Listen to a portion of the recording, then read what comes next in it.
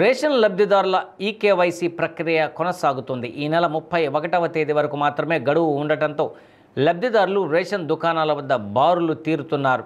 ఈ నేపథ్యంలో స్థానిక 21వ డివిజన్ నందు టీడీపీ డివిజన్ అధ్యక్షులు గొల్లపూడి బాబురావు రేషన్ లబ్ధిదారులకు దగ్గర ఉండి కేవైసీ ప్రక్రియను పూర్తి చేయిస్తున్నారు.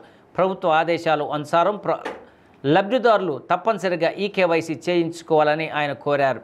5 సంవత్సరాల లోపు వాటికి ఈ ప్రక్రియ నుండి మినహాయింపు ఉంటుందని ఆయన తెలియజేశారు. ఈకేవైసీ పొందని వారు భవిష్యత్తులో ఇబ్బందులు పడతారని, కనుక అందరూ ఈ అవకాశాన్ని సద్వినియోగం చేసుకోవాలని గొల్లపూడి బాబురావు విజ్ఞప్తి చేశారు.